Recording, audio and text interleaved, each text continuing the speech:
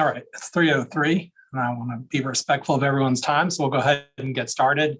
Start off welcoming everyone to our first meeting of the fall 21 semester. I hope everyone's semester has started out pretty well in this crazy time, which we keep hoping will wind down in its craziness, but doesn't seem to be happening as quickly as I would like. But I'm grateful, as always, for all of you who serve on this council and for everyone who supports the council's work who are with us today. So we have lots of exciting things to talk about. And again, just starting off with thanking you all, because I know everyone has other jobs, and the fact that you make time for this is a wonderful thing for the university, and we all appreciate it. So we'll start off by talking about the minutes from February 2021. If anyone had a chance to have a look at those, and if anyone has corrections they'd like to offer, this would be a great time. And perhaps hearing none now, there'll be a chance afterward if you'd like to offer them. But are there any, would anyone like to vote to not approve them? Because otherwise we'll go ahead and approve the minutes. All right, awesome. The minutes are approved. Item number 1, check. So we today are going to talk first about thanking Diamond Holloman so much, who was a wonderful member of the council for the first year and who stepped off to focus on the home stretch of her PhD, which is exciting. And we wish her well and thank her so much. And also we're very excited to welcome Ileana Fenwick to the council. Ileana is fantastic. I've gotten a chance to get to know her some over the past year. She originally, when she was looking at graduate schools, one of the places she thought about going was to work with a colleague of mine, and ended up not going there, which is okay because she came to the right place at Carolina and is working with Janet and I down at the Institute of Marine Sciences. And Ileana is a student in the Department of Earth, Marine, and Environmental Sciences, and is an amazing scholar, just got the NSF GRFP, which is great. And we're so grateful to have her. Ileana, would you like to say anything? Sure. Thank you so much for the warm welcome. I'm really excited to be on this team and just take a look at sustainability at UNC on a larger scale, see what we can do here at the coast, and kind of represent the voice of graduate students and some of the student population at UNC as well. So thank you. I'm really looking forward to this. Fantastic. Thank you so much. So that is wonderful. We continue to have a stream of fantastic people who are willing to work with us, which is so exciting. So that is all good. And now we turn to updates from me, which I'll keep brief. I will say overall that we've continued to accomplish great things, which has been really exciting. But the biggest thing that's happened since we've met last is that we've got the Sustainable Carolina professional staff together. And that group, after some thought about where it might sit, has ended up sitting in the Institute for the Environment, which in some ways you might guess, because that's someplace where I was already. But I also think the more we thought about it and the more we talked about it, the better the fit seemed for the complementary things that the Institute has done in the past and the things that sustainability professionals across the university have done. It's really been a nice fit so far. So I'm excited about it, really excited about the folks we have on board.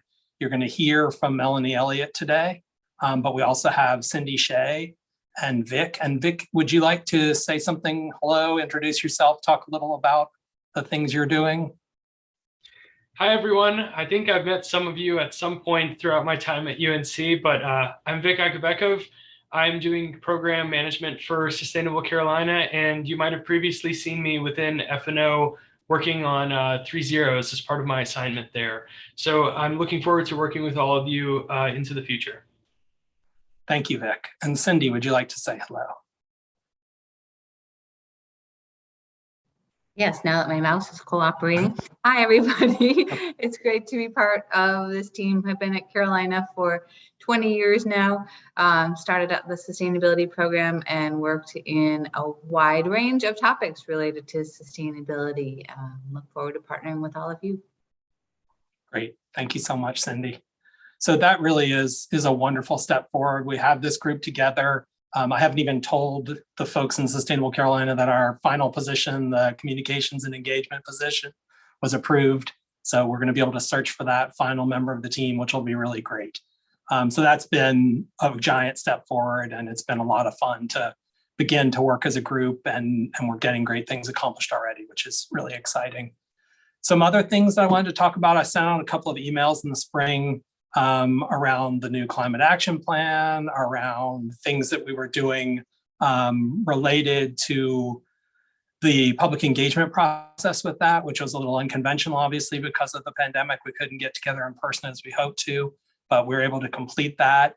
And Melanie's going to talk about all that when she gives you an update in a few minutes. But one thing that we did that was exciting is we had a significant gift from Hanes Brands Incorporated that ended up being called the Champion Sustainability Fund, which is going to be a green revolving fund that hopefully will allow us to do great things around sustainability for the university.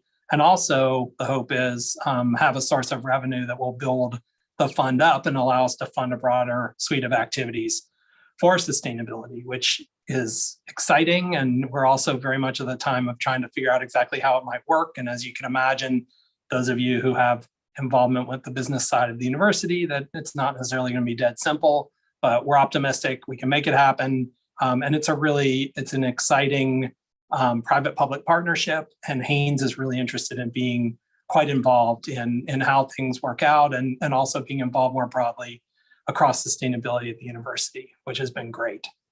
If you've gone to look at sustainable.unc.edu, you will see that our website is fully functional. It looks pretty nice and it has great information on it, and I think is reflective of the things we've got going on. We've also updated all of our social media. We're at the point now of trying to go take that next step towards being exciting and engaging, but that, as those of you who've done it know, there are a lot of moving parts there, but everything you need to know about the recent progress around sustainability is there. The climate action plan, public interaction piece was run through the website. The final climate action plan now sits there. So it's a really nice source of information that we're working as a group to try and have it be exactly what we want it to be in terms of communicating with multiple audiences and strike that balance between topical and being updated all the time, but also being manageable, which of course is a difficult thing. But that's been great. You always like to have aspirational goals and have aspirational peers. And for us, that is the University of Pittsburgh's website for sustainability, which is stunningly beautiful. And so we're working that way. We, I think, have the right stuff there now. And as we do more and more, though, I think there'll be more information to share. And as we broaden our role as an amplifier of other things going on across campus, I think there'll be more and more material. And we hopefully will get to the point where we can be like unto Pitt, but we'll see. So far, so good. It looks pretty good. It reflects the things we're doing. And so we'd welcome any feedback on that. We also, through Vic's leadership, have started a sustainability podcast, which Vic did an amazing job on. And I think we have our first episode out there. Please go have a listen. And if you have any idea for people to appear on the podcast, definitely share them. And we will be certainly in touch with almost everybody who's here today to be a part of that as we move forward. I think it's certainly of the time. And I think so far it's been an effective, different kind of way to communicate. And we're looking for all the ways we can to be sure we're conveying the things that we're doing. So this year, actually, yeah, I've already mentioned the new staff persons. That's good. That search will be initiated soon for the education and engagement person, which will be a great addition. And this year, in the year that's just concluded, we focused our first year on greenhouse gases, and we had the climate action plan, which I think you all know accelerated our goal for carbon neutrality from 2050 to 2040. That was the key piece. We have some really exciting recent progress, which Melanie will talk about. But this year we're focused on water, which is going to be a lot of fun. I think the university has a lot of great accomplishments around water use and around different issues surrounding sustainability and water. And we're excited to get working on that. And that's something that we'll definitely be in touch with all of you about to get your perspectives and expertise. But the goal there is to have a series of explorations and connections to other parts of the university through research and through educational pieces, culminating in the spring with rolling out the water plan, which will be analogous to the climate action plan.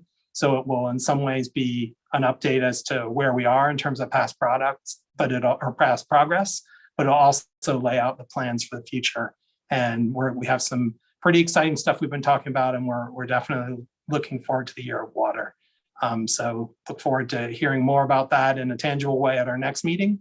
And also we'll be reaching out to each of you as we come across areas where your expertise would be great to add. And as always, the connections, when we talk about connections to research and education, it's not always that you're exactly doing research on the topic that we're going to include in the plan, but that there are things that all of you are doing that we need to be sure are regarded within the broad range of sustainability activities at the university. And that part has been really fun as we've begun to think about that, because this is certainly an area of significant strength for the university.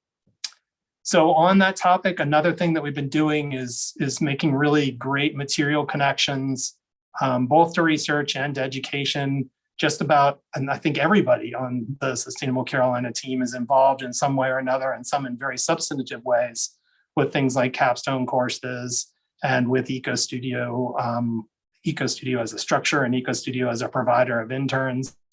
And that's been great, and I think a lot of fun. And one of the things that we want to be sure is carried over from past sustainability activities on campus, that it's always been a great conduit for undergraduate experiences and for undergraduate independent research. So that's been, I think, off to a really fast start. We are making plans to have it be a little more, not centralized, but just that we understand it as a whole, and so that we plan as a group and know exactly where we're going and where we've been as far as connections to the experiential piece.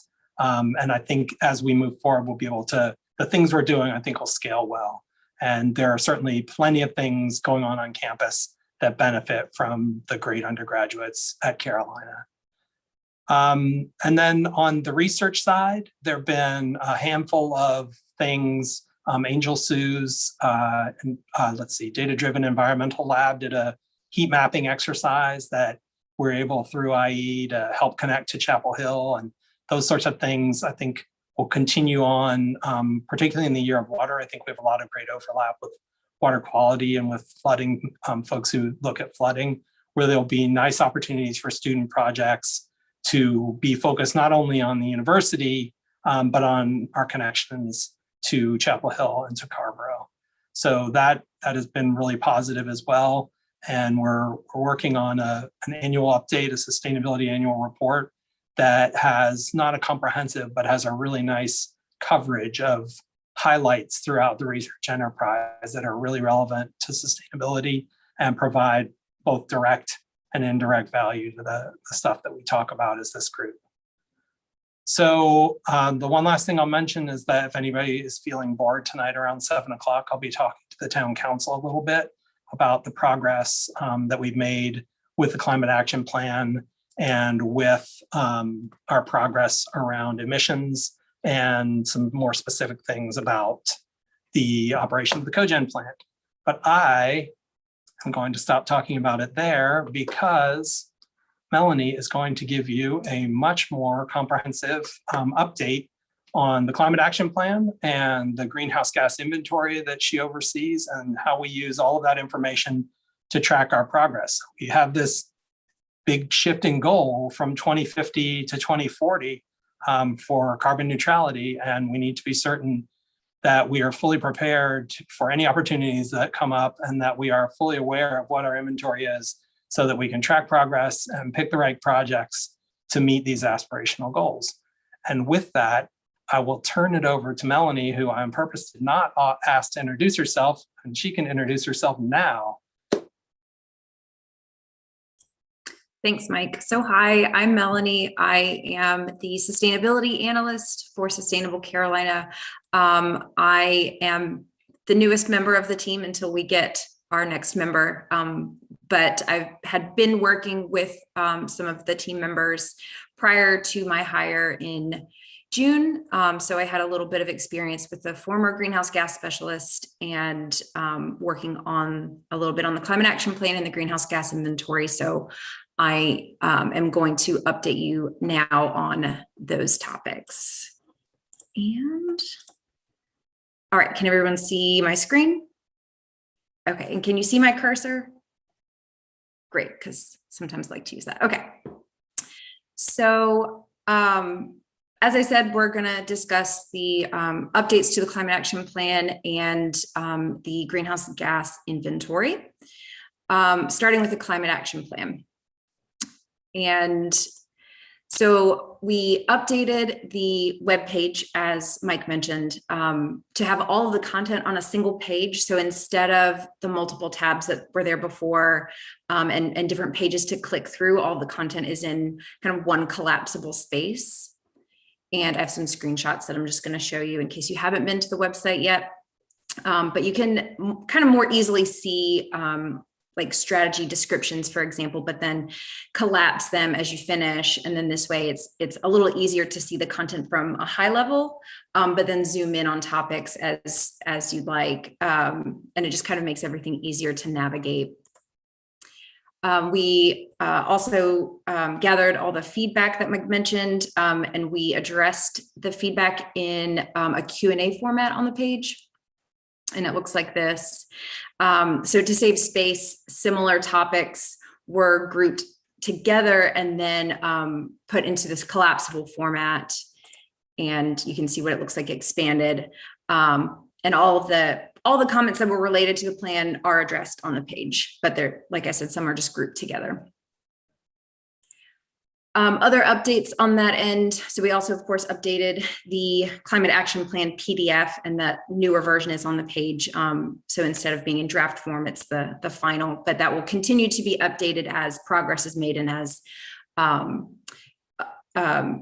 emissions inventories are completed in future years.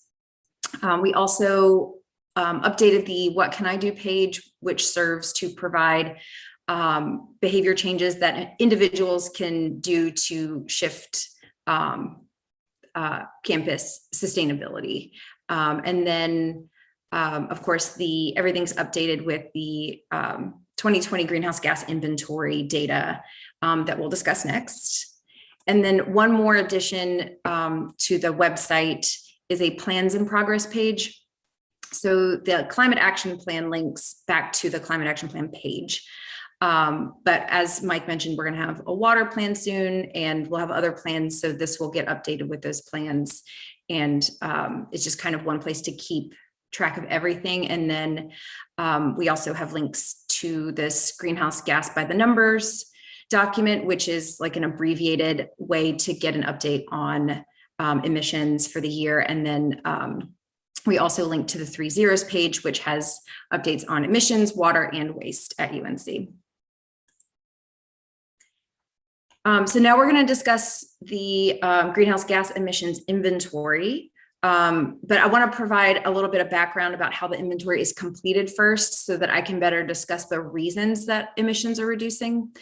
The inventory is a complicated process, and it involves departments, on and off campus. But my hope is that by the end of the presentation, you'll all have a better understanding of our emissions and some of the uncertainty around the emissions, and then what's involved in carbon neutrality as we work towards 2040.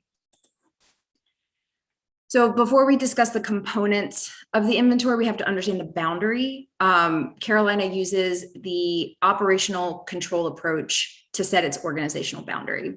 And this approach claims ownership of emissions from any entity that operates under the control of the university. If an emission source is not controlled by the university, the emissions are considered outside of the boundary and are not counted in the inventory. One notable organization that this approach excludes is the UNC healthcare system. So although the university shares space and infrastructure with the hospitals are funded, operated, and managed separately from the university. However, academic programs such as the School of Medicine and the School of Nursing, which have strong academic and research ties to UNC healthcare system, are included in the inventory. And then one exception to that exception is the emissions associated with the cogeneration facility and stationary combustion, which we'll talk more about in a minute. So these facilities serve the university and the UNC healthcare system, but all of the emissions are allocated to the university because we operate those facilities.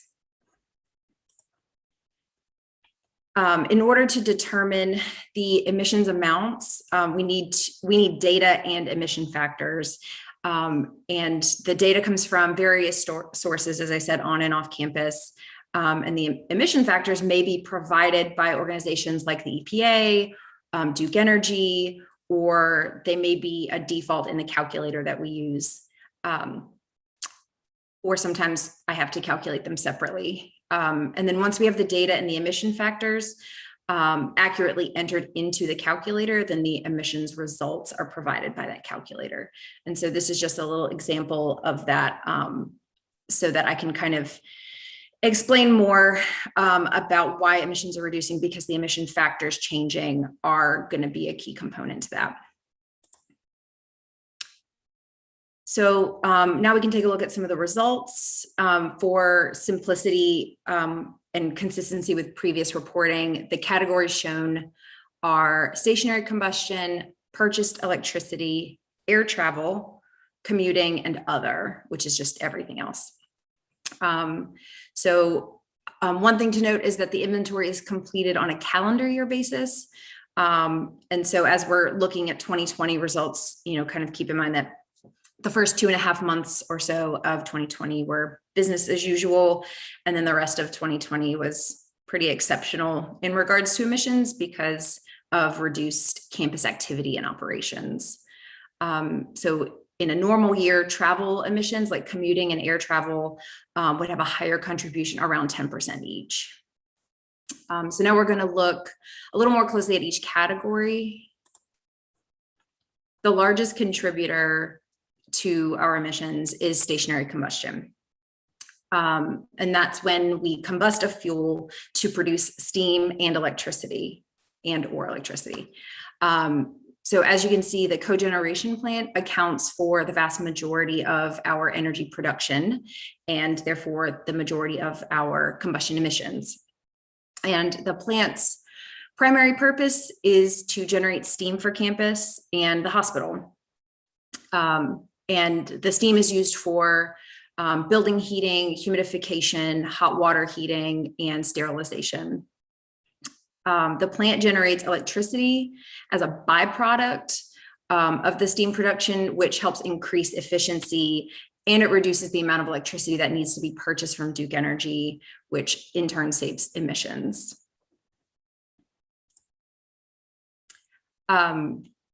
So since 2007, which is our baseline for the greenhouse gas inventory, stationary combustion emissions have fallen 28%. And this reduction is in part due to efficiency improvements and in part due to less coal use in combustion. So the burners at the cogeneration facility were recently restored so that the plant can maintain fuel flexibility while doubling the amount of natural gas burned, which means less coal is needed. The construction of the restoration was completed at the end of 2019. And we can see how emissions have been trending downward since the start of construction. And then one important other statistic is that coal use has decreased by 52% since 2007. So we know that we can attribute reduced stationary combustion emissions to the restoration project because from 2019 to 2020, steam production was only down 4%, but coal use dropped by 17%. So we're making a lot of good progress in reducing coal use and therefore reducing combustion emissions. When we're looking at electricity, keep in mind that around 15% of our electricity is generated at the cogeneration plant. So we have to purchase the rest from Duke Energy. So that's about 85% of the electricity use on campus that's purchased. The purchased electricity accounts for around 25% of our overall emissions. The emissions are determined by the amount of electricity we purchase and the emission factor provided by Duke Energy that they determine based on their generation mix, which you can see here in the corner. Each of the fuel sources has a different emission factor. So as more renewables come online, Duke's emission factor will drop. And so that's not something that we have control over, but it is very beneficial to us. So since 2007, purchased electricity emissions are down 44%. Electricity use has only been reduced by 7%. So the main reason for reduced emissions is a lower emission factor from Duke Energy. And Duke's emission factor has fallen around 40%. So energy efficiency is also an important factor in reducing both electricity and stationary combustion emissions. And as Mike mentioned, the Haynes Fund will support energy efficiency projects on campus and contribute to even lower emissions for UNC. Minimizing air travel emissions can be difficult because air travel can often be essential to research and athletics and is almost always necessary for study abroad. But looking at the breakdown of air travel emissions, we can see that even in 2020, the largest contributor is the travel associated with research and conferences. And study abroad was paused in 2020, so those emissions are smaller. They're normally around 15%. But so in previous years, it was around 15%. But you can also see like chartered athletics and AHEC, the AHEC program contribute to these emissions as well. AHEC is obviously much smaller. But the emission factor for air travel is reducing as more fuel efficient planes are being flown. But really the only way to completely neutralize air travel will be to purchase carbon offsets. So that's something that we're going to have to start planning for as we move towards 2040. So looking at air travel emissions since 2007, you can see obviously last year that the pandemic severely impacted air travel emissions.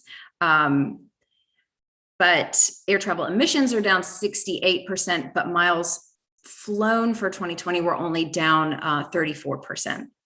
So this discrepancy is again caused by a falling emission factor. Planes are being, they're more fuel efficient. So since 2007, the air travel emission factor has fallen by over 25%. And it's difficult to say right now how air travel miles will trend in the future, as some conferences may remain virtual, but we expect to see some degree of rebound for this category next year. UNC's commuting emissions are calculated for all commuters, so students, faculty, and staff. And the way this is done is by determining the campus population and using the results from the commuter survey that's conducted by Parking and Transportation. The survey breaks down the commuters' modes of transportation and their distance traveled. And we apply the survey results to the campus population and determine the emissions for all commuters. There's a lot of uncertainty associated with this category because we're using a really small sample size and applying it to the entire population. And also we can't account for the fuel efficiency of the vehicles driven because the survey doesn't ask that question. So again, there's a lot of uncertainty with that. We don't know what kinds of cars people are driving, if they're driving. But commuting emissions are down 47% from 2007, but they have been trending upward in recent years. This is because there are more campus users commuting to UNC, and the default emission factor is decreasing as more fuel efficient cars and electric cars are penetrating the market. But again, there isn't a perfect tracking system in place to determine the fuel efficiency of UNC commuter vehicles. Therefore, the emission factor is used as the default in the calculator. Other emissions that we calculate that contribute less than 1 to 2% each of our overall emissions are listed here. These include fuel emissions from our fleet and other ground travel, the food and paper that we purchase, the waste that we generate, and then the sources that contribute the most to this category include refrigerants and chemicals, upstream natural gas, and then transmission and distribution losses. But this category has been relatively flat over the last decade or so. And this is because we're making good progress in some areas like sustainable food purchases and recycled paper purchases, but this progress is being offset by an increase in upstream natural gas that's resulting from the increased natural gas purchases that we're using for stationary combustion. So if we are replacing coal with natural gas, this will increase, but again, it's around 2% of our total emissions for upstream natural gas. So now we can look at the progress as a whole, and we've come a long way since 2007. But we still have a long way to go before we can reach carbon neutrality in 2040. Again, the revolving fund will help with energy efficiency endeavors, which will impact both stationary combustion and purchased electricity. And we will continue to implement the strategies from the Climate Action Plan to further reduce emissions from all the categories, especially transportation-related ones. But since 2007, emissions have been reduced 40%. And as I mentioned, some of the results were in 2020 were related specifically to decreased campus use due to the pandemic. So we're still working to determine to what extent emissions were impacted by our efforts and to what extent emissions were impacted by the pandemic and will rebound as time progresses. But we're hopeful that behaviors such as remote working will continue to reduce emissions into the future. The pandemic has obviously taught us that flexibility is a necessity, and we'll see how flexibility impacts emissions. And that's all. Does anyone have any questions?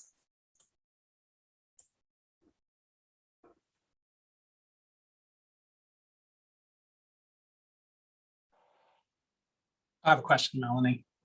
And I think I might have asked you already, so forgive me. But with the final figure where you show the reduction in all categories, and I know that there's a couple of classes looking at the pandemic impact, do you have a ballpark sense of where we likely are if we hadn't had the pandemic? So how, we made good progress, but it's probably not a 40% reduction. Any guess? Yeah, it would be around 30% from the baseline. So still really good. So in 2019, the reduction was 24% from baseline. So 2020 was still a big year for emissions reductions. If it were 30% even, instead of 40%. Great, thank you. Hi, Melanie. Thank you very much for that overview. That was really interesting. You mentioned it just right at the end, but I was wondering about if there are similar projections to more detail around the question of people commuting and not driving to campus. I don't know if other people have noticed, but the parking lot is like so much more empty now than it was before, which is fascinating. So I'm just wondering if you have dug into those data a little bit more. Yeah, so there's, as Mike just mentioned, there's a couple of classes looking at this for us because it's a lot to look at, a lot to consider. And so we wanted a few minds working on this. And so one capstone that Vic and I are directly involved with is specifically looking at to what extent the pandemic impacted those emissions versus what our efforts were doing. And to help us better project into the future what business as usual is going to look like, because it's not usual anymore. So we're working on it, and we're going to update the climate action plan once we have a better idea of what that's going to look like in the future. So we're digging in.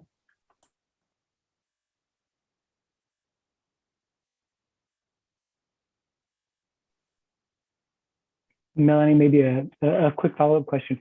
Do we have any purchase power agreements that lock us into some of these relationships, particularly with Duke Energy? I mean, they obviously are producing power with a lot less of a footprint. What kind of things are we locked into, and why wouldn't we purchase more power from them? So we purchase all of the purchased electricity does come from Duke Energy, and that's how it has to be. But we can generate some of our own for our own use, but we couldn't distribute that to other entities. And so the reason that we are generating some of our own is it's because it's a byproduct. So it's coming from what would be wasted heat from the cogeneration plant. And so turning that into electricity is actually more efficient than not, and then purchasing 100% from Duke. Does that answer your question? What's the primary purpose then of that cogen? Sorry. Yes. The primary purpose is to produce steam. So it's okay.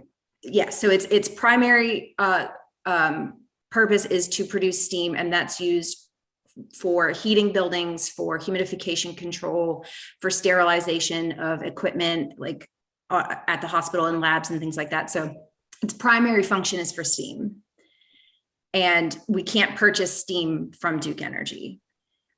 So we can only purchase electricity. So that's why the cogeneration plant is necessary. If we don't have the cogeneration plant producing steam, we don't have the hospital, we don't have, heated buildings on campus.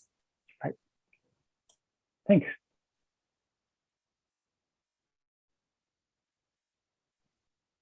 Hi, Melanie. Thank you for your presentation. I was wondering if you could speak a little bit to the degree of uncertainty regarding the commuter-like statistics. I know you mentioned that you're kind of applying this small sample size to the entire student population. So maybe just a little bit about how you all have come to terms with that and what we can kind of do with that data.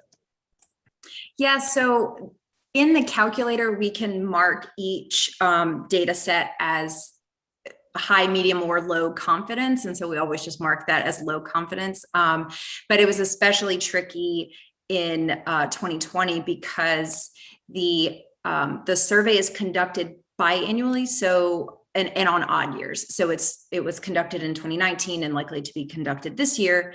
So there wasn't a commuter survey during the pandemic. And so we had to kind of reach out to see how many people were doing telework for the year and kind of get an average for that. And so again, it really increased uncertainty. And so I don't have like a percent error or anything offhand, but it's definitely one of the most highest uncertainty categories. And there's maybe some tactics that we could do to increase uncertainty, but right now as it stands, it's the best tool we have available is the commuter survey. And I think the sample size is maybe a couple thousand commuters. And so then we take that and say, okay, we have this campus size and it's broken down by students who have typically a shorter commute. They tend to live closer to campus, and then faculty and then staff who tend to live farther from campus. So we take in all these other variables, but again, it's just increasing uncertainty. And then of course, with the fuel efficiency of vehicles, everyone's driving a different car with different fuel efficiency. And it's a complicated process, and we don't have a better solution now than what we're doing. But like I said, 2020 was the most complicated because we didn't have the best sense of how many people were actually commuting to campus. Absolutely. Thank you.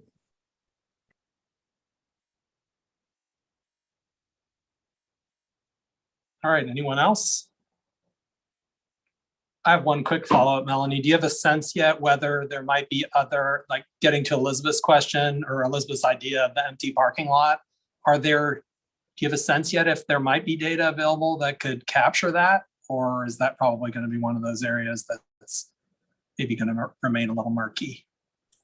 I don't have a sense yet, but I have a feeling it'll remain a little bit murky, but I'll definitely let you know if I find something better out. Yeah, I think Elizabeth just said something about parking permit data, so that clearly will be interesting for sure. Great. Well, thank you. That was fantastic. And for the council members, that hopefully is just a good illustration of the way that we're working. It's a really great asset. Our inventory is fantastic, and I think allows us to say meaningful things about progress and to make really well-reasoned decisions about future efforts. So it is a tremendous asset, and we are very lucky to have Melanie at the helm. So thank you. All right, so we're exactly on schedule. That's awesome. We're now to council open discussion. And so I guess it's, if folks have things that you'd like to talk about, please do.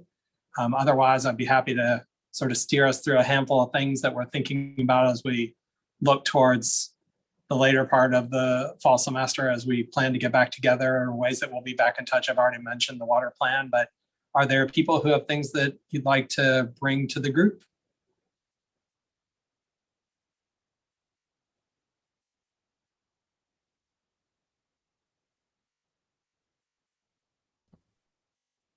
All right, I'll do it. How about this? Oh, who is that? This is Jeff. Hey, Jeff. Awesome.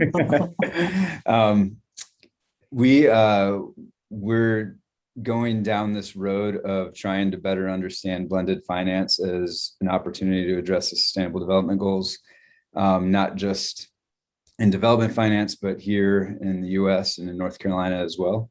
As part of that, we have a new competition that has begun. I mean, registrations have begun. I shouldn't say the competition's begun. So we're going to be sharing that with all of you, not in the sense of just, I mean, of course, share it with students, because we want to see how many students we can get to start thinking across boundaries and borders of different types of finance, from public finance to philanthropy to private capital, but also because we, as in the Center for Sustainable Enterprise, would like to talk with each of you about how you interact with different types of finance, and how can we start to combine our thoughts and processes on combining different sources to tackle huge problems that have a lot of startup risk from the capital sense, because public finance, combining public finance and philanthropy can pull out risk, so we can mobilize massive amounts of private capital to go into certain areas, whether it's climate change or any of the other 16 sustainable development goals and beyond. But so just be aware of that I'll probably reach out to each of you to talk more about how you view finance and private capital from your different perspectives and areas and research. Just got done with the class, so I need some more water. But I just wanted to bring that to your attention. The competition itself is called LIFT, which stands for Launching Investment for Future Transformation. And it is the first of a 3-year commitment for us to do this kind of blended finance competition. And then also, I guess, just to throw it out there too, we've started curating resources on finance and investment around climate change for upper medium and lower medium, as well as low income markets, also usually referred to, or often referred to, as emerging and developing markets. And so we put those up for the world to see, to try to make it easier to find these things. And we're doing the same thing around blended finance right now in sustainable development goals. So I can share those resource pages if anybody's interested in that too. So absolutely, thank you. No problem. Hey, Jeff, what about climate-related financial risks? So you guys thinking about opening up a little bit of a knowledge portal around that as well? Yeah, we're going to talk to Greg about that. Perfect. We'll get to that. But I mean, he's a much better resource for a lot of that than we are, until what we'd like to do is combine that with the kind of alpha and profit side of things, combine the alpha and beta, if you will, from investment terms to find, to address risk, but to find opportunity as well. So. Yeah, and the real challenge, I know you know this, is how you do this without distorting local capital markets. And so, how you provide that kind of financial support and credit enhancements without screwing up the local markets. But it's an interesting conversation. Yeah, absolutely. Would love to talk to you about it more. I should note that it is a global competition as well. So we have some registrations from 4 countries right now. We just opened them up last week. So. Perfect. Talk to Felix about places where you can advertise that, because I'm sure he can get the word out globally. Oh, he's on my list for tomorrow, actually. So. Perfect.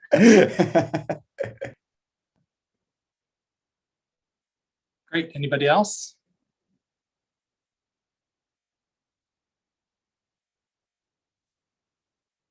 So I guess I would prompt MC, I forget if Nate is with us today, but MC, if you're here, to maybe talk a little about thoughts around the environmental coalition and perhaps things that the council might be able to do to help support that and ideas that you all may be having to think about making it even better? Yeah, so I have, sorry, I'm losing, I've been not feeling too great these past few days. But I have one of my staff members working on that right now. So we're getting the group together and we finally have the updated contacts. Currently working on creating some type of project for all the environmental groups to work on just to unify them as a whole. Also thinking about creating subgroups. So to more focus on like environmental affairs and make it more of like an environmental justice type deal. But we definitely want it to be just kind of a sort where, sorry, I'm so sorry. We definitely, we want to be able to, I guess, kind of project like what's going on here. And then just everything you're telling us, Mike, and like whenever you rely any information to me, want to make sure that they're completely like all the knowledge is transparent, that everything's going to them. Also want to be able to share what they have to say and bring it back here. Right now, that's looking like it's going to be going well. We're going to start meeting soon, but I'll keep you updated on that. And if anyone has any ideas on projects, please do let me know. Yeah, that's great. Thank you, MC. And that sounds very promising. And as always, let me know how I can help. But just in case those of you who may not recall, the Environmental Coalition was something that Nate and MC came up with to get all of the leaders of the student environmental groups together with some frequency around some draw for them. And I think if I recall correctly, Cindy offered the great idea of a project, isn't that right, MC? To bring everybody together. I think that's a really good idea to have something to do that brings them together rather than just meeting monthly. But the big goals were to be sure that the communication was complete, because there are so many dispersed and varied environmental organizations on campus, and also to be sure that all the great ideas were being shared and that everyone knew not only what one another were doing, but things they might be able to do together. So that's exciting, and definitely let us know if there are things we can do to help. All right, anybody else?